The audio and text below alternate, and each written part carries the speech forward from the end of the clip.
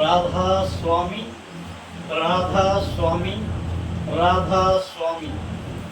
శ్రీ శ్రీ శ్రీ ఆనంద గురుదేవుల పాదపద్మములకు నమస్కరిస్తూ నన్ను అనుక్షణం చైతన్య శిఖరాల్లోకి తీసుకెళ్లే గురుదేవుడు ముకుంద పాదపద్మములకు నమస్కరిస్తూ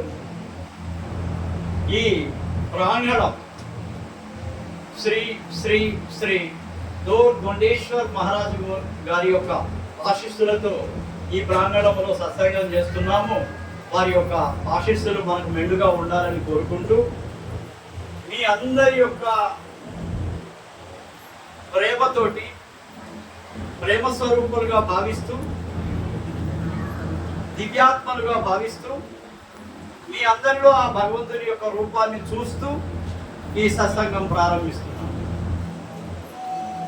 ఈరోజు చాలా ముఖ్యమైన దినం.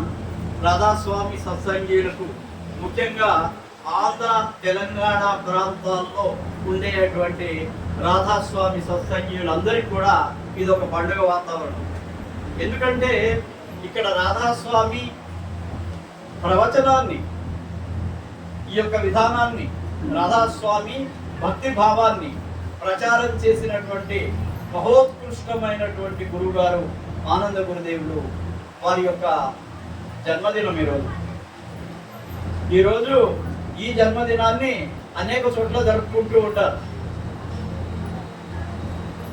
అయితే ఎక్కడైనా సరే ఆయన యొక్క సాధారణమైన జీవితాన్ని, ఆయన యొక్క అమూల్యమైనటువంటి ప్రవచనము, ఆయన యొక్క దివ్యమైనటువంటి ఆశీస్సులు మనకు సర్వవేళలా ఈ సత్సంగంలో కూడా ఉండాలని నేను ఆశిస్తున్నాను. అయితే ప్రతి నెల కూడా మనం ఒక శబ్దాన్ని తీసుకుని దాని మీద సత్సంగం చేయాలనుకున్నాం. మీకు అందరికీ ఆశీర్వాదం అంది ఉంటుంది. ఆహ్వానం పంపించాము అందరికి కూడా. దాంట్లో ఈరోజు మనం చేయాల్సినటువంటి సత్సంగం ఏంటంటే तीरथ गए एक फल, साधु मिले चार फल, सदगुरु मिले अनेक फल, कहे कबीर विचार. ఇది ఈరోజు సత్సంగం యొక్క హెడ్డింగ్, లేకపోతే సత్సంగం యొక్క ఏమంటాం శీర్షిక. ఫస్ట్ మనం దీని గురించి కాస్త వివరించుకున్న తర్వాత మన ఆనందరావు మహారాజు గారి యొక్క గొప్ప విషయాలన్నీ కూడా ఒక 15 నిమిషాలు దాన్ని కేటాయిస్తున్నా.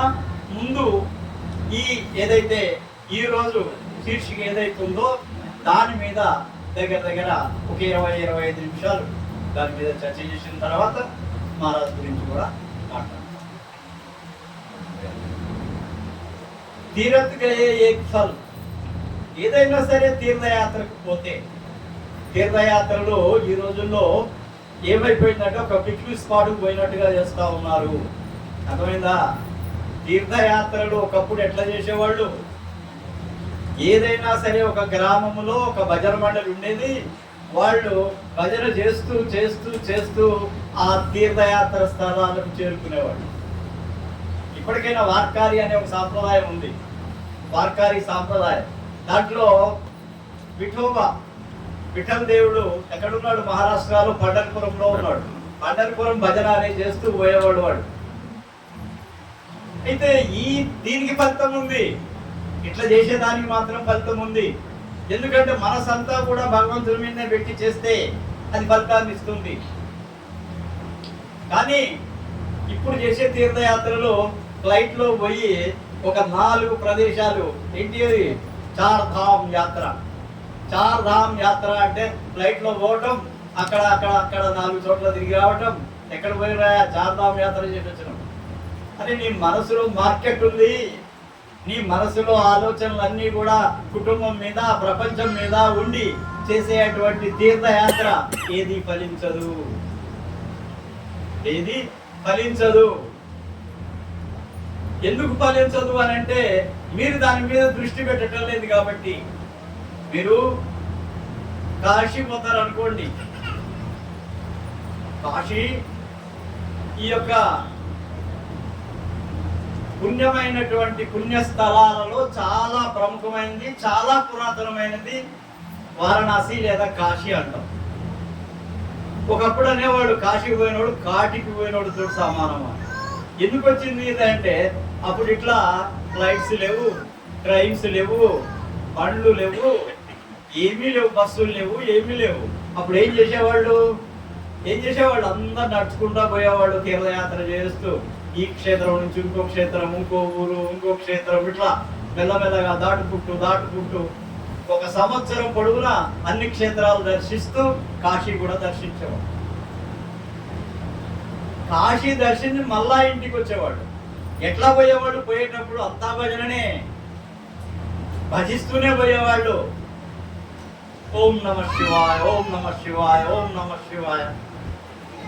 బదిలిపోతే ఏమంటారు? ఓం నమో నారాయణాయ, ఓం నమో నారాయణాయ. అంటే విష్ణు దేవాలయం వెళ్ళినప్పుడు ఓం నమో నారాయణ. కాశీకి పోతే లేకపోతే శివాలయాలకు పోయినప్పుడు ఏమంటారు? ఓం నమ శివాయ, ఓం నమ శివాయ, ఓం నమ శివాయ. ఇట్లా అనుకుంటూ పోతా ఉంటారు. ఇది ఏమైపోతుందంటే ఇట్లా చేయటం వల్ల ఈ శబ్ద తరంగాలు వాళ్ళ మనస్సును శాంతిపరుస్తాయి, పవిత్రం చేస్తాయి. ఏం చేస్తాయి? మనస్సును పవిత్రం చేస్తాయి. గంగలో మునిగితే ఒకప్పుడు పవిత్రత, ఈరోజు పవిత్రత పోయింది గంగానదిలో కూడా. గంగానదిలో మునిగితే ఎన్నో పాపాలు గంగ తీసుకునేది. మళ్ళా ఆ పాపాలు కడుక్కోవటానికి గంగామాత మళ్ళా ఎక్కడ పోయేది? విష్ణుమూర్తి దగ్గర పోయి నమస్కారం చేసి మళ్ళా పుణ్య నదుల్లో మళ్ళా స్నానం చేసి ఆమె పాపం కడుక్కునేది. ఒకప్పుడు దశ ఇది. ఇప్పుడు అట్లా కాదు. ఇప్పుడు కేవలం ఏముంది? దేవతలు ఉన్నారా లేరా అంటే ఉన్నారు. దేవతలు ఈ రోజు కూడా ప్రసన్నమవుతున్నారు, చాలా మంది కూడా కనిపిస్తారు. కానీ ఏ విధంగా కనిపిస్తారు? వాళ్ళు ప్రకాశ రూపంలో కనిపిస్తారు. ప్రకాష్, ఈ ప్రకాశ రూపము ప్రకాశ వెలుతురులోనే కనిపిస్తారు ఎక్కడైనా. ఈ వెలుతురు ఇప్పటికీ కూడా కొంతమంది చూస్తున్నారు. ధ్యానులు, జ్ఞానులు, యోగులు, వీళ్ళంతా కూడా ఇప్పుడు కూడా భగవంతుని యొక్క దర్శనం, దేవతల యొక్క దర్శనం జరుగుతుంది. అయితే ఏదైనా కోరికతోటి మీరు గనక ఏ దేవాలయంకి పోయినా గానీ నిజమైన భక్తి శ్రద్ధ పెట్టి గనక మీరు గనక ఆ దేవతను ప్రార్థిస్తే కోరికలు తీరుస్తారు. కానీ జన్మ రాహిత్యం మాత్రం ఉండదు. అర్థమైందా? జన్మ మళ్ళా ఇంకో జన్మ ఎత్తాల్సిందే. దేవతల దగ్గర పోయి కోరికలు తీర్చుకుంటే, కోరికలు లేని స్థితిలోకి పోయి ప్రార్థన చేసి భగవంతుల్లో ఐక్యం కావటం అనేది ఇది రాధాస్వామి ఫిలాసఫీ యొక్క ముఖ్యమైన ఉద్దేశం. రాధాస్వామి అసలు ముఖ్యమైన ఉద్దేశం ఏంటంటే और एक जन्म नहीं लेना चाहिए, 84 लाख जन्म तो क्या कर रहे? फिर के ये मानव का जीवन में आ गया. ये जन्म में आप क्या करना चाहिए? ये जन्म राहित्य का काम करना चाहिए. ఏం చేయాలా? ఇంకో జన్మ రాకుండా చేసేటువంటి పని చెయ్యాలి. తీర్థయాత్రలు ఎన్ని చేసినా నీకు ఫలితం ఒకటి. ఫలితం లేదని కాదు, ఫలితం వస్తుంది. కానీ ఎన్ని తీర్థయాత్రలు చేసినా ఈ ప్రాపంచిక కోరికలు తీరటానికి మాత్రమే కనుక చేస్తే కోరికలు తీరుతాయి. అయితే తీర్థయాత్రలు చెయ్యొద్దని చెప్పలే, చెయ్యాలి. కానీ నిజమైన భక్తి విశ్వాసంతో చెయ్యండి, మీ కోరికలు తీరుతాయి. కానీ ఇంకొక కొద్దిగా పైకి పోతే సాధు మిలే 4 ఫల్. ఇంకేమంటాడు? సాధువు గనక మీకు కనపడితే, మీకు దర్శనం ఇస్తే, మీకు ఆశీర్వాదం ఇస్తే 4 రకాలైనటువంటి ఫలాలు ఉన్నాయి. 4 రకాలైనటువంటి ఫలాలు మీకు, మీరు 4 కోరికలు కూడా తీర్చే శక్తి అక్కడ ఆ సాధువు దగ్గర ఉంటుంది. మరి ఏ సాధువు? ఏ సాధువు? ఏ సాధువు అంటే ఆ సాధువేనా? ఏ కాషాయాలు కట్టుకున్న వాళ్ళు అందరు సాధువులేనా? ఏ శ్రీనివాస్ बहुत दिन के बाद आया मेरा सामने. ఏది ఆ బట్టలు వేసుకున్నంత మాత్రాన సాధువులు కాదయ్యా. సాధువు అంటే సర్వము విడిచిపెట్టిన వాడు, కేవలం భగవంతుని కోసం అన్వేషించేవాడు, భగవంతుని యొక్క జాడల కోసం తిరిగేటువంటి వాడే సాధువు. అంతేగాని బట్టలు ఇప్పుకోనో, బట్టలు ఉంచుకోనో, లేకపోతే శిరోమండలం చేసుకోనో, లేకపోతే ఎక్కడో ఒక దగ్గర చెట్టు కింద కూర్చొని సాధన చేస్తూ ఉంటేనో నిజమైన సాధువులు కాదు. కోరికలు లేని స్థితిలో నువ్వు సంసారములో ఉండి కూడా సాధించవచ్చును. The desireless state what Gautam Buddha said. గౌతమ్ బుద్ధుడు ఒకటే మాట్లాడతాడు, అరే కోరికలు లేకుండా ఉండండి నీకు జన్మే రాదంటాడు. మీరు అన్ని కోరికలు పెట్టుకొని దేవుడా దేవుడా దేవుడా నాకు ఈ కోరిక తీర్చు, అది తీర్చు, ఇది తీర్చు అని ఎంత మొత్తుకున్నా కానీ కోరికలు తీరుతాయి, కొన్ని మిగిలిపోతాయి. ఆ మిగిలిపోయిన కోరికల కోసం మళ్ళా బతకాలి, మళ్ళా ఇంకో జన్మెత్తాలి, మళ్ళా బాధపడాలి. కానీ సాధువులాగా జీవించాలి అని అంటే మళ్ళా ఇంట్లో నుంచి బయటకు వచ్చినటువంటి సాధువు మళ్ళా ఆ ఇంట్లోకి రావద్దు. సాధువు ఇంట్లో నుంచి బయటకు వచ్చి కాషాయాలు కట్టుకొని నాకు ఈ సంసారంతో పనిలేదు, ఈ బిడ్డలతోటి పనిలేదు, ఈ పొలంతోటి పనిలేదు, ఇక్కడ ఉండే ఇంటితోటి పనిలేదు అనుకొని నువ్వు కొండ మీద కూకొని కూడా ఇంటి విషయాలు ఆలోచిస్తే ఏమవుతావు? సాధువు ఎట్లయితావా? సాధువు కైసా హోతా? సాధు అనేవాడు అన్నీ విడిచిపెట్టిన వాడు, సాంసారిక కోరికలన్నింటినీ విడిచిపెట్టిన వాడు, కేవలం దైవ అన్వేషణలో ప్రయాణం చేస్తున్నవాడు, అతనే సాధువు. ఈ సాధువులో ఒక గుణం ఉంది.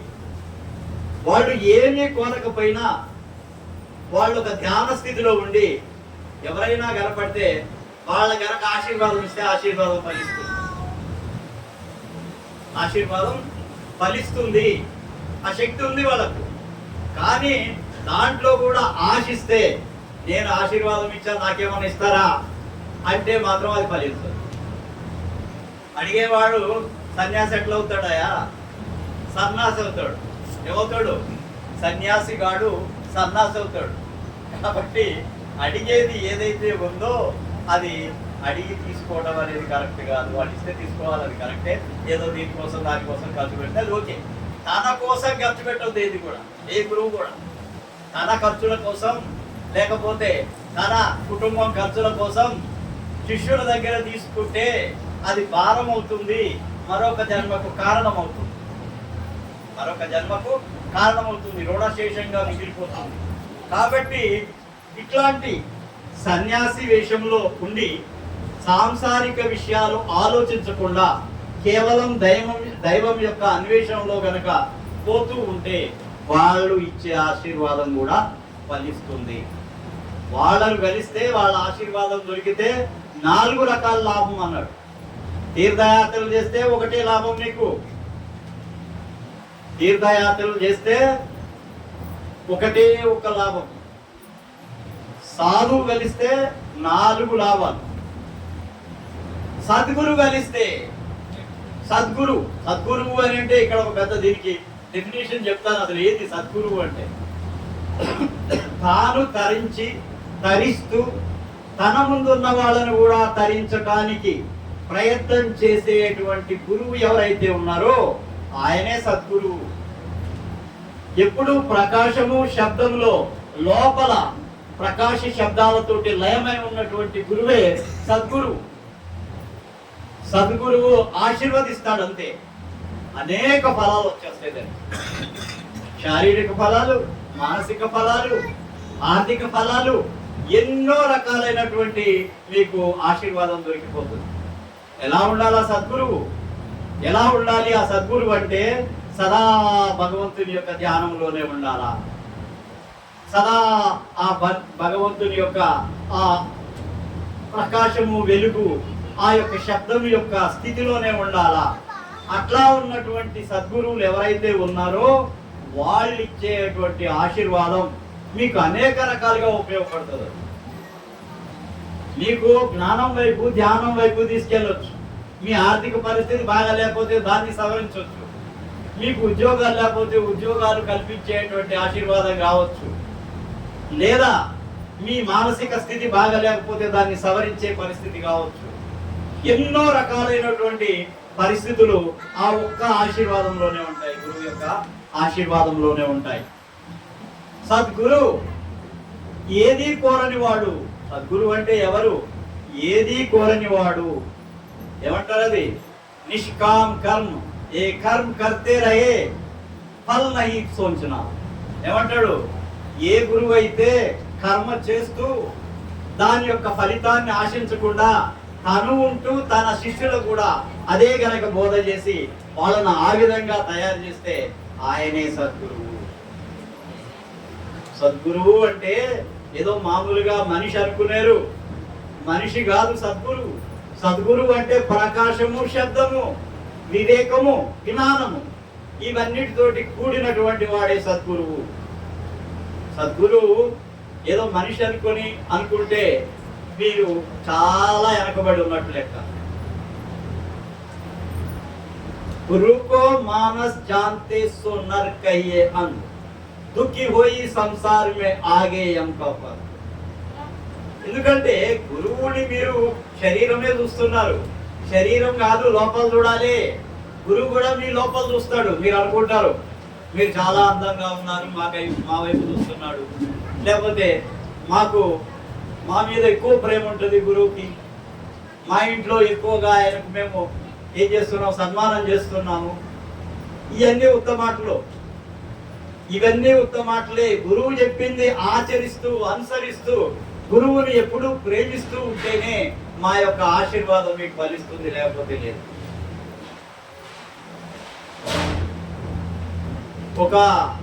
చూడండి, ఒక మహాత్ముల యొక్క స్థితి గురించి మీకు చెప్తున్నాను.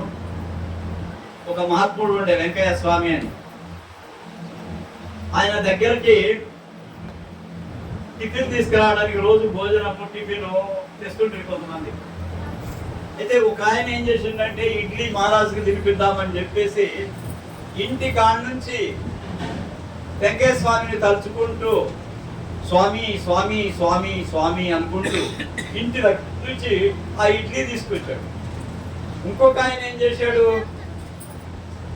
చాలా ఖరీదైనటువంటి ఆహార పదార్థాన్ని అక్కడ కొన్నాడు, తీసుకొచ్చి డైరెక్ట్ గా ఎన్నో ఆలోచనలతోటి కోరికలతోటి వచ్చి ఆ గురువుకి ఇవ్వడానికి ట్రై చేశాడు.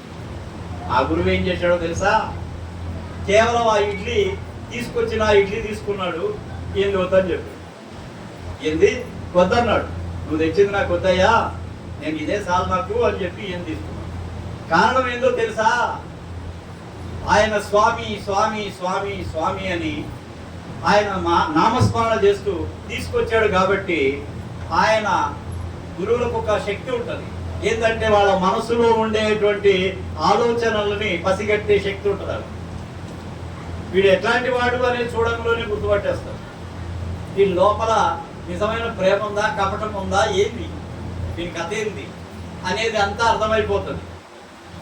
ఈ షోపుటప్ చేస్తున్నాడా, నిజంగా ప్రేమిస్తున్నాడా, నిజంగా ఆశీర్వాదం కోసం వచ్చాడా, లేకపోతే టెస్ట్ చేయడానికి వచ్చాడా, ఇవన్నీ తెలుస్తాయి. ఎలావనుకునేరు అన్నీ తెలుస్తాయి. కాకపోతే సభా మర్యాద కోసం అన్నిటినీ తీసుకుంటారు అంతే. సభా మర్యాద కోసం ఏం చేస్తారు, ఇచ్చింది తీసుకుంటారు, సరేనయ్యా అంటారు. ఆ వెంకయ్య స్వామి ఏం చేశాడు, నీ దొద్దయ్యా వద్దు, ఇగో ఈయన తెచ్చిండు, ఈయన చాలా బీదవాడు, ఈయన్ని నేను ఎక్కువగా ఆశీర్వదించి, బీదవాడు కదా, ఆయన ఆర్థిక పరిస్థితి బాగా కావాలని ఈ ఇడ్లీ నేను తీసుకుంటున్నానని తీసుకున్నాను. ఆ తర్వాత ఈ ఇడ్లీ తిన్న తర్వాత మనస్ఫూర్తిగా ఆశీర్వదిస్తే ఆయన ఆర్థిక పరిస్థితి 0 నుంచి 100కి వెళ్ళిపోయింది. వెళ్ళిపోయింది కృష్ణ, 0 to 100 అంటే ఆర్థిక పరిస్థితి బాగా డెవలప్ అయింది. కానీ బాగా పెరిగిపోయిన తర్వాత గురువులు మర్చిపోతే ఏమవుతుంది, మళ్ళా 0కి వచ్చేస్తారు, మళ్ళా 0కి వస్తారు. ఒక ఆయన ఆనందరావు మహారాజు గారి టైంలో, పేరు చెప్పను, ఒక ఆయన సంగతి చెప్తాను. ఆయన ఎంత భక్తుడు అంటే మహారాజుకి ప్రాణాలు అర్పించే అంత గొప్ప భక్తుడు. ఆయన ఏం చేసిండంటే అంత సేవ చేస్తూ చేస్తూ చేస్తూ రాజకీయంలోకి పోయాడు. ఓ సర్పంచ్ అయ్యాడు ఊరికి. సర్పంచ్ అయిన తర్వాత మహారాజుని మర్చిపోవటం మొదలుపెట్టాడు. మహారాజుని మర్చిపోవటం మొదలుపెట్టాడు. అప్పటి వరకు సాధన చేస్తా ఉన్నాడు మహారాజు దగ్గర కూర్చొని. అంతకుముందు సర్పంచ్ కాకముందు, రాజకీయాలు లేనప్పుడు మహారాజు తోటి కూర్చొని ధ్యానం చేసేది. ఒక స్థాయికి వచ్చేసాడు. ఆ నుంచి సర్పంచ్ అయ్యి రాజకీయంలో పోయి మహారాజును తలవకుండా తన యొక్క చెడ్డతనాలు ఎన్ని ఉన్నాయో అన్ని బయటకు వచ్చేస్తాయి. All the evils come out, all the evils come out and ruin that person. ఆ వ్యక్తిని ఏమేం చేసినాయి? నాశనం చేసేసి ఆఖరికి మహారాజు దగ్గరికి వెళ్ళలేకపోయాడు ఆయన. ఆ సర్పంచ్గా ఉంటూనే అనేకమైనటువంటి వివాదాల్లో చిక్కుకొని ఆఖరికి మరణించాడు. నేను చెప్పేది ఏంటంటే కపటమైన ప్రేమ పనికిరాదు. గురువుతోటి మెదిగేటప్పుడు, సద్గురువుతోటి మెదిలేటప్పుడు చాలా జాగ్రత్తగా ప్రయాణం చేయాలి. సద్గురు యొక్క ఆశీస్సులు చాలా వరకు ఫలిస్తాయి. కాకపోతే ఒక్కటి ఉంటుంది ఇక్కడ, పూర్వంలో కొన్ని కర్మలు తప్పించలేని ఉంటాయి అన్నమాట. ఏ మహాత్ముడి దగ్గర దేవుడు కూడా ఒప్పుకోడు. భగవంతుడి రూపంలో అవతారం తీసుకొచ్చిన వాళ్ళు కూడా కొన్ని కర్మలను తీసేయలేరు, కొన్ని కర్మలను తొలగించలేరు. అవి అనుభవించాల్సిందే తప్పదు. అట్లాంటివి కొన్ని ఉంటాయి. నా దగ్గరికి కొంతమంది వస్తుంటారు, ఆశీర్వదిస్తాము, కానీ కొన్ని కర్మలు వాళ్ళకు ఉండటం వల్ల వాళ్ళు కోరికలు సఫలం కావు. కాకపోతే శాంతి అయిపోతుంది మనసు మాత్రం. ఏమవుతుంది? శాంతియుతంగా మారిపోతారు. మహారాజ్ దగ్గర పోతే కొద్దిగా మనసు ప్రశాంతంగా ఉంది, హాయిగా ఉంది, ఎప్పుడు దర్శించుకోవాలా, ఎప్పుడు మనం పోయి ఆయన దగ్గర కూర్చుంటే చాలు అనే ఒక ధోరణి మాత్రం డెవలప్ అవుతుంది ఈ కర్మలు ఉండటం వల్ల. కొంతమందికి ఫస్ట్ సైట్లోనే మొట్టమొదట వచ్చేసి నాతోటి ఆశీర్వాదం తీసుకున్న మా సంజయ్, ఈరోజు భోజనం వాళ్ళే పెడుతున్నారు మనకి. ఈ సంజయ్ ఫస్ట్ సైట్ నా దగ్గరకు వచ్చి మొట్టమొదట వాళ్ళ పెదనాయన సంగారెడ్డి గారు తీసుకొచ్చారు నా దగ్గరికి. ఆయన తోటి పరిచయం చేసి పాదాభివందనం చెప్పి ఆశీర్వాదం తీసుకున్నాను. ఆ ఆశీర్వాదం తీసుకున్నాక అన్ని అసాధ్యాలు సాధ్యమైపోయాయి, అన్ని అసాధ్యాలు కూడా సాధ్యమైపోయాయి. ఆయన ఈరోజు ఒక మంచి స్థాయిలోకి వెళ్ళిపోయాడు. కారణం ఏంది? ఆయన కర్మలన్నీ తొలగిపోవడానికి ఆ ఒక్క దర్శనం సరిపోయింది. అంటే పూర్వకర్మలు అన్నీ కూడా పక్కకు పోయినాయి. అసలైనటువంటి స్థితిలోకి రావడానికి ఆయన యొక్క అభివృద్ధికి ఒకటే ఒక దర్శనం, ఒకటే ఒక ఆశీర్వాదం. అంటే కర్మలు లేనప్పుడు అట్లా అవుతుంది, కర్మలు పక్కకి వెళ్ళిపోతాయి. కానీ కొన్ని కర్మలు వెళ్ళిపోనప్పుడు అనుభవించాల్సి ఉంటుంది. ఎంతో మంది మన దగ్గరికి పిల్లలు లేరని 10 సంవత్సరాల నుంచి కూడా బిడ్డలు లేని వాళ్ళు ఆశీర్వాదంతో బిడ్డలైన వాళ్ళు ఉన్నారు. అసలు ఏం హోప్లెస్, ఇంకేం కారు అనుకున్న వాళ్ళకు కూడా అయినాయి. కారణం ఏంటంటే వాళ్ళ విశ్వాసం బలంగా ఉంది. ఇంతటితోటి వాళ్ళ కర్మ అయిపోయింది. ఇప్పుడు ఏమైపోయింది? 99 దెబ్బలు కొట్టి అయిపోయిందిరా బాబు, నేను ఇక చేయలేను అనుకుంటే అది అయిపోతుంది అట్లనే. ఇంకొక దెబ్బ కొట్టి చూడు, ఏమైపోతుంది? కర్ర ఇరిగిపోతుంది. అంటే ఆ ఒక్క దెబ్బ గురువు యొక్క దర్శనం కావచ్చు. సముద్రాయ్ గురువు యొక్క దర్శనం కావచ్చు. ఆ ఒక్క దెబ్బ, లాస్ట్ దెబ్బ. 99 చేసావు, ఆగిపోయినావు. ఒక్క దెబ్బలో ఏమైపోతావు? మళ్ళా ఎవాల్వ్ అయిపోతావు. నీ యొక్క కర్మలు నశించిపోయి అక్కడ ఫలితం ఇవ్వటం ప్రారంభిస్తావు. కాబట్టి ఇక్కడ మనం చేయాల్సింది ఏంటంటే నిరంతరంగా గురువుతోటి, సద్గురువుతోటి ప్రయాణం చేసినప్పుడు ఎవరిని మోసం చేయకుండా జీవనం చేయాలి. సత్యంతో మనం ప్రయాణం చేయాలి. అహింసావాదాన్ని పాటించాలి. ఉన్న దాంట్లో తృప్తిగా ఉండాలి. ఎవరిని దూషించకూడదు. దూషిస్తే ఆ దూషణ మనకే వస్తుంది తిరిగి. కాబట్టి దూషించకూడదు. మద్య మాంసాలు మానేయాల. వీటిని కనుక మనం సవరించుకుంటూ వస్తే గురువు యొక్క ఆశీర్వాదం మీకు బాగా ఉంటుంది. గురువు యొక్క ఆశీర్వాదం ఏదో డబ్బులు ఇస్తాడు అనుకునేది. డబ్బులు రావచ్చు, చెప్పలేము. ఆర్థిక పరిస్థితి బాగా అభివృద్ధి కావచ్చు, దాంట్లో అదేం అనుమానం లేదు. కొంతమందికి బాగా డెవలప్ అవుతారు, కొంతమంది ఒక రకంగా డెవలప్ అవుతారు, కొంతమందికి ఎప్పుడు కూడా తక్కువ పడకుండా కూడా నడుస్తూ ఉంటుంది. అదివే. కానీ నిజమైనటువంటి ప్రేమను కనుక ఇవ్వగలిగితే గురువుకి మీ మనస్సు శాంతి అయిపోతుంది, ఆలోచనలు తగ్గిపోతాయి, మీరు ప్రశాంతమైన జీవితం గడపగలుగుతారు. సద్గురు మిలే అనేక ఫల్. ఏమంటాం? తీరత్ గయే ఏక్ ఫల్, సాధు మిలే 4 ఫల్, సద్గురు మిలే అనేక ఫల్. కోన్ బోలాయే? ఎవరన్నారు? కబీర్. కబీర్ ఎవరా? కబీర్ ఎంత గొప్ప సంత్ శిరోమణి కబీర్. అందరు సంతులందరికీ కూడా ఈ గురువులందరికీ కూడా ఒక పెద్ద సద్గురువు ఆయన అన్నమాట. ఆయన్ని ప్రపంచంలో ఇంతవరకు కూడా ఎన్ని మతాలు ఉన్నాయో, ఎన్ని ధర్మాలు ఉన్నాయో, ఎన్ని రకాలైనటువంటి స్థితులు ఉన్నాయో అందరూ కూడా ఒప్పుకున్న గురువు కబీర్. కబీర్ని వ్యతిరేకించిన వాళ్ళు ఎవరు లేరు. నాస్తికులు ఒప్పుకుంటారు, ఆస్తికులు ఒప్పుకుంటారు, క్రైస్తవులు ఒప్పుకుంటారు, ముస్లింస్ ఒప్పుకుంటారు, హిందువులు ఒప్పుకుంటారు, శాక్తేయులు ఒప్పుకుంటారు, శివ పూజలు చేసిన వాళ్ళు ఒప్పుకుంటారు. కబీర్ అంత గొప్ప మహాత్ముడు. ఆయన అన్న మాటలు तीरथ गए एक फल, साधु मिले 4 फल, सदगुरु मिले अनेक फल, कहे कबीर विचार. 25 minutes. ఇప్పుడు ఆ దశ సమాప్తం చేస్తున్నా. ఇప్పుడు ఆనందరావు మహారాజు గారి విషయంలో ఒక 15 నిమిషాలు. ఆనందరావు మహారాజ్ గారు ఒక గొప్ప సద్గురు. ఆయన 1912వ సంవత్సరంలో జన్మించారు. 1990వ సంవత్సరంలో తన శరీరాన్ని వదిలిపెట్టారు. శరీరాన్ని వదిలేసి ఆ భగవంతునిలో, ఆ రాధాస్వామి దయాళ్ళలో ఆయన ఐక్యమైపోయారు. ఈ మహాత్ముడు పెద్ద పేరు ప్రఖ్యాతులు మాత్రం ప్రపంచంలో పెద్దగా పొందలేకపోయాడు. కానీ అనంతమైన శక్తివంతుడైనటువంటి గురువు ఆయన. ఒక్కసారి మన కళ్ళల్లో కళ్ళు పెట్టి చూస్తే మనసు శాంతి అయిపోతుంది. ఎంత బీదవాళ్ళు ఉంటే అంత కనికరించే దగ్గర మించుకునేది. అయ్యా బాగున్నావా, మీ కుటుంబం బాగుందా, పిల్లలు బాగున్నారా అని నెత్తి మీద ఆశీర్వదించి ఆయన ముందుకు వెళ్ళేవాడు. అంటే దాని అర్థమైంది, ప్రపంచంలో ఎంతమంది అయితే ప్రజలున్నారో అందరినీ సమానమైనటువంటి దృష్టితో చూసేటువంటి ఉత్తమ స్థాయి గురువు ఆయన. సమదృష్టి.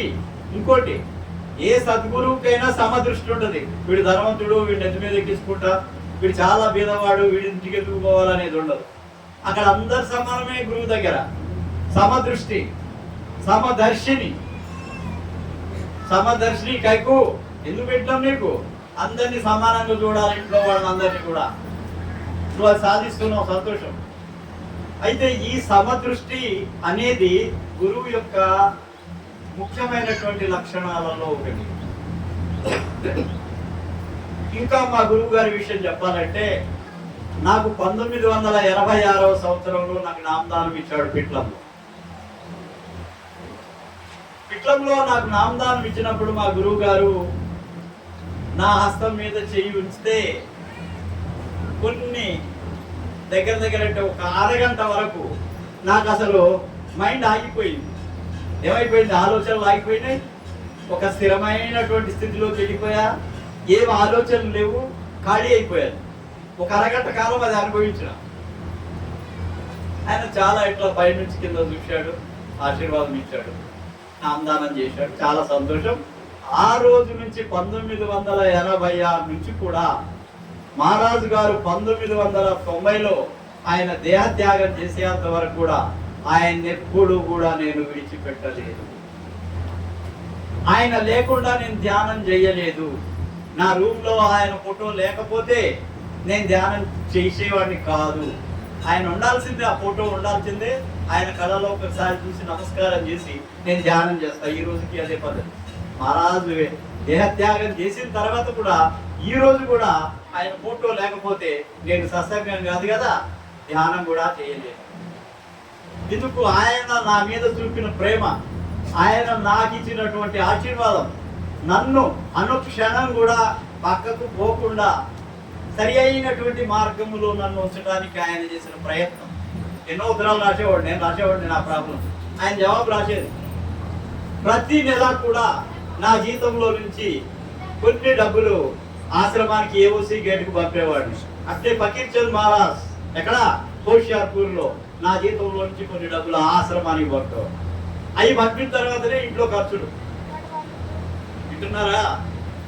నేను ఏది చెప్తానో అదే మిమ్మల్ని చేయమంటున్నాను, అంతేగాని కొత్తగా ఏది నేనేమి కోరను ఏం కూడా. నేను ఏం చేసినానో మీరు కూడా చెయ్యండి. నాకెంత ఫలితాన్ని భగవంతుడు ఇచ్చాడు, గురువు ఇచ్చాడు అనేది దానివల్ల మీకు అర్థమవుతుంది. నేను మొట్టమొదట ఈ సంగతి కూడా చెప్పాలి. మహారాజ్ గారు నాకు ఎంత ఇది చేశాడంటే, ఇబ్రాహీంపేటలో మహారాజ్ గారు ఏం చేశాడంటే ఒక ₹2, అప్పటికి నేను బీఈడి కంప్లీట్ అయి ఉన్నాను, బీఈడి కంప్లీట్ చేశాను. ఎన్ఎస్ఎఫ్లో నిజాం షుగర్ ఫ్యాక్టరీలో ఏదో చిన్న ఉద్యోగం దొరికింది, ఫీల్డ్ మ్యాన్. అది చేస్తున్నా. 2 నెలలు అయిపోయింది. అక్కడ 3వ నెల మహారాజ్ దగ్గర ఇబ్రాహీంపేటలో సత్సంగం ఉండే. సత్సంగానికి పోతే మహారాజు యొక్క పాదాలు పట్టుకొని మహారాజ్ ఇట్లా ఉదిరాపరుస్తారు. ఆయన జేబులో నుంచే ₹2 తీసి దాని మీద సంతకం పెట్టి ఆశీర్వదించి మీకు ఉద్యోగం దొరుకుతుంది 2-3 నెలల్లో అన్నాడు. ఆయన చెప్పింది కరెక్ట్గా 3 నెలల్లోనే నాకు school assistant post, district level నా 2nd ర్యాంక్లో నేను వచ్చాను. అర్థమైందా? నా గురువు నాకు ప్రసాదించింది. చూడండి, ఆయన మీద అచంచలమైన విశ్వాసం ఉండటం వల్ల 1982లో అక్కడ దర్శనమైంది. 82 సెప్టెంబర్లో నాకు ఉద్యోగం. 3 నెలలు ఆయన ఇచ్చిన తర్వాత, ఆశీర్వాదం ఇచ్చిన తర్వాత, అది కూడా ₹2 ఆయన నాయి కూడా కాదు. గురువులు ఉంటారా ఈ రోజు? ఆయన జేబులో నుంచి డబ్బులు తీసి సంతకం పెట్టించే గురువులు ఉన్నారా? ఏమిస్తావని అడిగేవాళ్ళే కానీ ఇచ్చేవాళ్ళు ఎవరు లేరు. ఇచ్చేవాడే నిజమైన గురువు, తీసుకునేవాడు కాదు. అర్థమైందా? తీసుకున్నా కానీ ఆనందరావు మహారాజ్ గారు పెద్ద బిల్డింగ్ కట్టాడు ఏఓసి గేట్లో. ఆ బిల్డింగ్ ని ఆయన పర్యవేక్షణలో జరుగుతున్నా ఆశ్రమంలో అన్నం తినకుండా ఎక్కడ తినేవాడు? ఇంటికి పోయి తినేవాడు. అంత విశ్వాసపడు. ఇవన్నీ మనకి సత్సంగీల నుంచి వచ్చిన డబ్బులు. దీంట్లో నేను ఎందుకు భోజనం చేయాలి, నా ఇంట్లో భోజనం ఉంది కదా, నేను అక్కడ పోయి చేస్తాను అనుకునేవాడు. అట్లనే చేసేవాడు. అంత గొప్ప గురువు ఆయన ఆనందరావు మహారాజ్ గారు. ఆయన ఒక సద్గురువు. ఇప్పుడు ఇంకో పాయింట్ ఇక్కడ చెప్పాల. ఆయన సద్గురువు అని ప్రపంచానికి ఎట్లా తెలిసింది అంటే ఒక సంఘటన ఉందా? ఆనందరావు మహారాజ్ గారు సద్గురువు అని ఎట్లా తెలిసింది అని అంటే, ఒకసారి ఆయన పి హనుమంతరావు అని ఒక మినిస్టర్ ఉండే, ఆయన దగ్గర పర్సనల్ అసిస్టెంట్ పిఏగా చేశాడు. అప్పుడు ఇంకా నిజాం గవర్నమెంట్ అయిపోయింది, మన స్టేట్ ఏర్పడదు. అప్పుడే హైదరాబాద్ స్టేట్ ఉండే, ఇంకా ఆంధ్రప్రదేశ్ ఏర్పడలేదు. అయితే పి హనుమంతరావు అని ఆయన దగ్గర పిఏగా చేస్తున్నారు. అయితే ఒక అరణ్యంలో నుంచి పోతా ఉన్నారు వీళ్ళు. అక్కడ సత్సంగం చేయడానికి, సత్సంగం అన్న ఒక మీటింగ్ అటెండ్ కావడానికి మినిస్టర్ గారు ముందున్నారు, ఈయన వెహికల్ వెనకుంది. ఆయన ముందు కారులో ఉన్నాడు. వీళ్ళు ఏమన్నా ఈయన సబార్డినేట్స్, వీళ్ళు ఫ్యూల్స్ వాళ్ళు వీళ్ళు ఉంటారు కదా, వాళ్ళు వెనకున్నారు. మహారాజుతో పాటు ఆయనకు సహచరులు వెనకున్నారు కొంతమంది సబార్డినేట్స్. అయితే ముందు పోతూ ఉంటే ఆ మినిస్టర్ గారు ముందుకు వెళ్ళిపోయాడు. వీళ్ళ కారు పంచర్ అయిపోయింది. ప్రోగ్రామ్ ఉంది అక్కడ అటెండ్ కావాలి. అది ఏమైపోయింది? అడవి అయిపోయింది. అడవిలో మరి ఎట్లా ముందుకు పోవాలా? వాళ్ళు ఏమన్నా ముందుకు పోయారు. ఏమన్నాడు మినిస్టర్? ఏమన్నా అంటే, ఆనందరావు తర్వాత ఇంకో కారు వస్తుంది, అప్పటిదాకా వెయిట్ చేయండి, ఈ కారు వచ్చినప్పుడు మీరు మళ్ళీ అక్కడ మీటింగ్కి రండి అని చెప్పాడు. సరే అని వాళ్ళు వెళ్ళిపోయారు. ఆనందరావు మహారాజు గోపాల్ అనే ఒక అసిస్టెంట్ ఉండే, గోపాల్ మహారాజ్ చెప్తుండే ఈ కథ, ఎప్పుడు చెప్పేవాడు, చాలా సంతోషంగా చెప్తుండే. అయితే సాయంత్రం అవుతుంది, ఆకలి అవుతుంది. సాయంత్రం అవుతుంది, చీకటి పడుతుంది, ఆకలి అవుతుంది. మరి ఎట్లా? అయితే కొద్దిగా దూరం అటు ఇటు నడుస్తూ ఉన్నారు. ఎక్కడో దగ్గరలో కొండ మీద ఈ గంట వినపడింది. ఏది ఈ దేవాలయాల్లో ఏముంటుంది? గంట ఉంటుంది కదా, ఆ గంట శబ్దం వినపడింది. గోపాల్, ఇక్కడ ఏదో ఉన్నదయా, ఇక్కడ దేవాలయం ఉన్నట్టుంది దగ్గరలో, మనం జర చూడు, ఇక్కడ జర ముంగడ పోయి చూడు, ఏదన్నా కనపడుతుందేమో అన్నాడు. మళ్ళా గంట కొట్టే గంట వినపడతా ఉంది. గోపాల్ తెలుసుకున్నాడు ఇక్కడ దేవాలయం ఉన్నది మహారాజ్ అని చెప్పి. ఆయన ఇద్దరు కలిసి ఆ దేవాలయం కాడికి నడుచుకుంటూ పోతున్నారు. ఎందుకంటే ఆకలి అవుతుంది, కనీసం కొబ్బరి చెప్పులన్నా దొరుకుతాయి కదా దేవాలయంలో. ఏం దొరుకుతాయి? అన్నం దొరకకపోయినా కొబ్బరి చెప్పులన్నా దొరుకుతాయి కదా. కనీసం కడుపు నింపుకుందాం, మంచినీళ్ళు తాగుదాం అనుకున్నారు. అనుకొని ఏం చేశారు, మెల్లగా కొండ మీదకి ఎక్కారు. అక్కడ ఒక విచిత్రమైన పరిస్థితి జరిగింది. ఒక ఆయన పంచభక్ష ప్రమాణాలన్నీ కూడా తీసుకొని ఒక ముట్ట మీద పెట్టుకొని అక్కడ కూర్చొని ఉన్నాడు. అనంత గురుక మహిమ కైసారంత దేవుడు అనేది పంచభక్ష ప్రమాణాలన్నీ కూడా నెత్తి మీద పెట్టుకొని అక్కడ తీసుకొచ్చి ఉంచిండు. ఒక అతను ఉన్నాడు అక్కడనే. ఆయనకి రాత్రి ఒక కళ వచ్చింది. ఏం కళ వచ్చింది? ఇగో నీకు సంతానం లేదు, నీకు సంతానం కావాలంటే ఒక మహాపురుషుడు, ఒక గురువు అక్కడ సాయంత్రానికి ఆ కొండ మీదకి వస్తున్నాడు, అక్కడ దేవాలయానికి వస్తున్నాడు. నువ్వు పంచభక్ష ప్రమాణాలు తీసుకొని అక్కడ రెడీగా ఉండు, ఆయనకు దింపి నీకు పిల్లలు అవుతారు. ఏమన్నాడు? ఆయనకు నువ్వు భోజనం కనుక ఆయన సంతృప్తిగా భోజనం పెడితే, ఇంకో మాట కూడా అన్నాడు, ఆయనకు సంతృప్తి కనుక భోజనం పెట్టినట్లయితే నువ్వు ఆయన ఆశీర్వాదంతో నీకు సంతానం అవుతుంది అన్నాడు. ఆయన ముందే సంతానం లేదు, డబ్బులు చాలా ఉన్నాయి, ఏం చేసుకుంటావు డబ్బులు? సంతానం లేదు, ఎవరి కోసం? మనం ఎవడో దిగిపోవాలి. అందువల్ల ఆ సేటు ఏం చేశాడు, అక్కడ రెడీగా ఉన్నాడు. ఈయన పోయాడు. ఈయన పోయితే సాష్టాంగ నమస్కారం చేశాడు. ఆయన నమస్కారం చేసి, మేము ఇది తెచ్చాము, మీరు దీన్ని గ్రహించండి అని చెప్పి అవన్నీ పదార్థాలన్నీ మహారాజు ముందు ఉంచి అప్పుడు చెప్తున్నాడు, నాకు రాత్రి కల వచ్చింది, నాకు భగవంతుడు చెప్పిండు ఏమనంటే నువ్వు ఈ తీసుకొని పో, ఆయనకు సంతృప్తిగా భోజనం పెట్టు, భోజనం పెడితే నీకు సంతానం అవుతుంది అని చెప్పాడు. ఆయన హాయిగా తిన్నారు.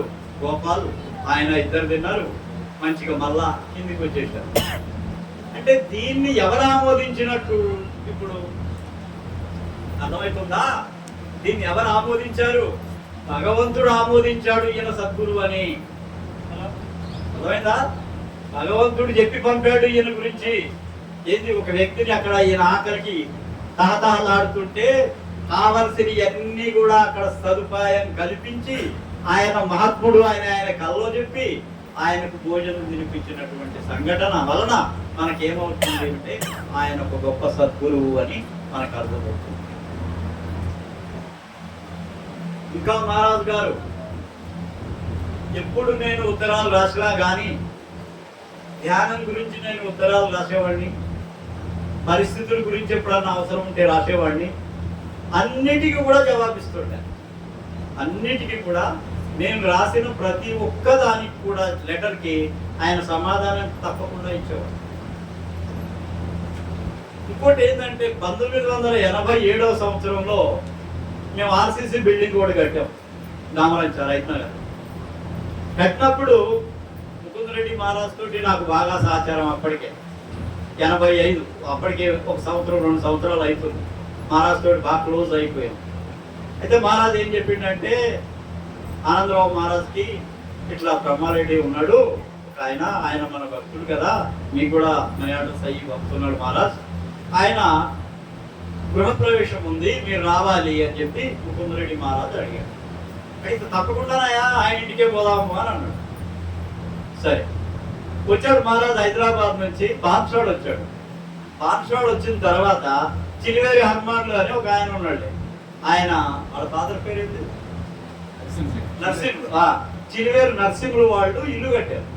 అది అప్పటికే చాలా 25 లక్షలు ఏమైందట చెప్తుండే నాకు. ఆయన చిలివేరు హనుమాన్లు చెప్పేవాడు, పెద్ద ఇల్లు కట్టినా నువ్వు కూడా రా చూడు, స్విమ్మింగ్ పూల్ ఉంది, అది ఉంది, ఇది ఉంది, అన్నీ చెప్తుండే. అయితే మహారాజ్ ఏమన్నా అంటే ఆ చిలివేరు హనుమాన్లు నరసింహులు ఎంత బతిమిలాడినా ఆయన ఇంట్లోకి పోవడానికి కూడా ఒప్పుకోలేదు. ఎందుకంటే నిజమైన భక్తి ఆయన లేదట, నాకు తెలియదు. అది మహారాజు చెప్తుంటే ఆయన ఏదో పైన ఉంటుంది, లోపల ఉండదు, అందుకని మహారాజు అక్కడికి వెళ్ళలేదు, మీ దగ్గరికి వచ్చాడు అని చెప్పి తర్వాత తెలుసు.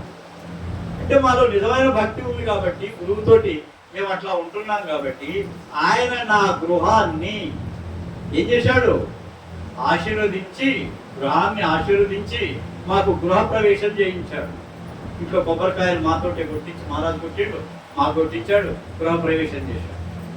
ఇంకో విషయం ఏంటంటే మా గురువుతోటి ఇనాగరేషన్ చేసినటువంటి, ప్రారంభోత్సవం చేసినటువంటి ఇళ్ళకి నేను ఏ బ్రాహ్మణుని పిలవలేదు. వింటున్నారా?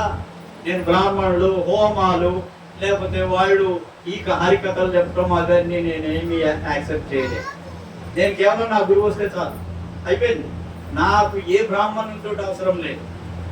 ఓన్లీ నా గురువు ఉంటే చాలు. నా గురువు వచ్చి అక్కడ ఏది ఒక కొబ్బరికాయ కొట్టేసి లోపలికి వచ్చి కొద్దిగా ధ్యానం చేసి ఆశీర్వాదం ఇస్తే సరిపోతుంది అని కోరుకునేవాడిని. అట్లనే ప్రతి ఒక్క గృహంలో కూడా ఒకటి మొట్టమొదటి ఆనందరావు మహారాజ్ చేశాడు, తర్వాత ముకుందరెడ్డి మహారాజ్ నిజామాబాద్ ఇల్లు, హైదరాబాద్లో మియాపూర్లో ఇల్లు, ఆ తర్వాత షాద్ నగర్లో 2 విల్లాస్ ఉన్నాయి, అవి కూడా ఆయన ఇనాగ్రేషన్ చేశాడు. నేను ఏ బ్రాహ్మణుని పిలవాల, ఏ పూజ చేయలే. కేవలం రాత్రి మహారాజ్ వస్తుంటే ఆ గృహంలో పడుకుని ఇంకా అక్కడ ధ్యానం చేసేసి ఆశీర్వాదం ఇస్తుంటే, కొబ్బరికాయ కొట్టి లోపలికి పంపిస్తుండే, మా తోడు కూడా కొట్టిస్తుండే. అంతే. ఇది గురుభక్తి. నేను ఏమంటున్నా, గురుభక్తి ఉన్న వాళ్ళకు బ్రాహ్మణులతో అవసరం లేదు. పవిత్రమైనటువంటి భావంతో శబ్ద ప్రకాశాల్లో విహరించేటువంటి గురువుతోటి మనం ఉంటాం కాబట్టి ఈ బ్రాహ్మణులతోటి అవసరం లేదు. అందుకని గురు భక్తి ఇట్లా ఉంటది. గురువు చేసుకున్నామంటే అయిపోలేదు. గురువు మీద అచంచలమైన విశ్వాసం. మహారాజు వచ్చేయండి అయిపోయా, మనకి ఇంకేం అవసరం లేదు. ఏ బాబనోడు అవసరం లేదు, ఏ కథ అవసరం, ఏం అవసరం లేదు, హోమాలు అవసరం లేదు, ఏం అవసరం. అంతే. అట్లా అచంచలమైనటువంటి భక్తితోటి మనం గనక గురువుతో ఉంటే అనేక అనేక ఫలాలు. అతి బీదవాడు కూడా తన ఆర్థిక పరిస్థితి బాగైన సంఘటనలు ఉన్నాయి. మా హనుమాన్లు కూడా తెలుసు. హనుమాన్లు ఎట్లాంటి పరిస్థితిలో ఉండే, నేను హనుమాన్లు ఇట్లా పోయేవాళ్ళం, ఎన్ని మాకు కొన్ని అనుభవాలు ఉన్నాయి హనుమాన్లతోటి. హనుమాన్లు భక్తుడు, హనుమాన్లు చాలా మంచి భక్తుడు. ఆయన ధ్యానం బాగా చేసుకుంటాడు అన్ని రకాలుగా. మన సీన్ కూడా అంతే, మా అనంత కూడా అంతే. వీళ్ళు ఏంటంటే ఏదో పై షో పుట్టకులు కాదు, నిజంగా లోపల ఉంటుంది భక్తి. ఆ భక్తి పనిచేస్తుంది వాళ్ళని ప్రశాంతంగా ఉంచడానికి. కాబట్టి ఏం చేయాలి? గురువుతోటి వ్యవహరించేటప్పుడు మనస్ఫూర్తిగా లోపల ఏమి కపటం లేకుండా నిజమైనటువంటి ప్రేమతోటి, నిజమైనటువంటి భక్తితోటి మీరు గనక మీరు మీ అహంకారాన్ని గురువు పాదాల దగ్గర సమర్పించగలిగితే మీకు ఏమిటి ఏ మాత్రం కూడా తక్కువ కాకుండా అన్ని రకాలైనటువంటి శ్రేయోకరమైన జీవితం లభిస్తుంది, మానసిక శాంతి లభిస్తుంది, లోపల అంతర్ముఖంగా ఆనందం లభిస్తుంది. డబ్బులతోటి సౌకర్యాలు కొనుక్కోవచ్చు కాటనా, డబ్బులతోటి సౌకర్యాలు కొనొచ్చు. we can buy luxuries by money but not ఆనందంగా. ఆనందం కావాలంటే గురువు సాహచర్యంలో ఉండాల్సిందే, గురువు సేవలో ఉండాల్సిందే, గురువు చెప్పిన మార్గంలో నడవాల్సిందే. లోపల ఆనందం అది అన్లిమిటెడ్. ఏమంటున్నాం? అది unlimited, conditional less love, unconditional love. అర్థమవుతుందా? Unconditional love that is. ఆ అన్కండిషనల్ లవ్ లోకి రావాలంటే గురువుతోటే ఉండాలి. గురువు చెప్పినట్టు నడవాలి, గురువు చెప్పినట్టు ధ్యానం చేయాలి. ఇది చేస్తే మీ జీవితాలు కంప్లీట్ గా మారిపోవడానికి అవకాశం ఉంది. డబ్బులు కొన్ని రోజులే మన ఏమంటుంటాయి గుర్తుపెట్టుకోండి. అందుకనే లక్ష్మిని చెంచాలా అన్నారు. ఏమన్నారు? లక్ష్మిని చెంచాల. ఒకళ్ళ దగ్గర ఉండదు ఆమె. ఏంది? ఈ ఇంట్లో నుంచి ఇంకో ఇంట్లోకి, ఇంకో ఇంట్లో నుంచి ఇంకో ఇంట్లోకి ఇట్లా పోతా ఉంటుంది. పెద్ద చక్రవర్తి కూడా భిక్ష పెట్టినటువంటి సాక్ష్యాలు కలిగిన కథలు ఉన్నాయి. ఏది? అలెగ్జాండర్ లాంటి వాడు ఆఖరికి కొన్ని కోట్ల రూపాయలు సంపాదించి ఎన్నో అనేక రాజ్యాలను జయించినటువంటి అలెగ్జాండర్ ఆఖరికి ఎంతో మహాత్ములను వేడుకున్నాడు. ఆయన తల్లి చనిపోయేటట్టుంది. అక్కడ చెప్పేశారు, వైద్యులు చెప్పేశారు, అయ్యా ఇంకా ఇంకో గంటలో ఆమె చనిపోతుంది, నా అర్ధరాజ్యం ఇచ్చేస్తాం, మీరు బతికించండి. కాదు, వీలుగా కనీసం ఒక 15 నిమిషాలు నేను ఇంకా మెసిడోనియాకి పోవాలా, నేను దారిలో ఉన్నా, గుర్రం మీద ఉన్నా, నా తల్లిని ప్రాణంతో చూడాలి, నేను ఇంకొక 5 నిమిషాలన్నా ఉంచండి, నేను వచ్చేస్తున్నాను. నో నో, అయిపోయినాయి, శ్వాసలు అయిపోయినాయి, ఆమె చనిపోతుంది. అలెగ్జాండర్, ఇంత డబ్బు సంపాదించిన అలెగ్జాండర్, ఇన్ని రాజ్యాలను జయించిన అలెగ్జాండర్ ఆఖరికి తల్లిని ఆఖరి చూపు కూడా చూడకుండానే తను మిగిలిపోయాడు. ఆఖరికి చనిపోయేటప్పుడు ఒక పెద్ద ప్రపంచానికి ఒక పెద్ద సందేశం ఇచ్చిపోయాడు ఆయన. అయ్యా నేను పోయేటప్పుడు ఖాళీగా పోతున్నా, ఇగో నా 2 చేతులు కూడా బయటకెత్తి ఆయన శవపేటికలో నా చేతులు బయట ఉంచుకున్నాడు. ఏమన్నాడు?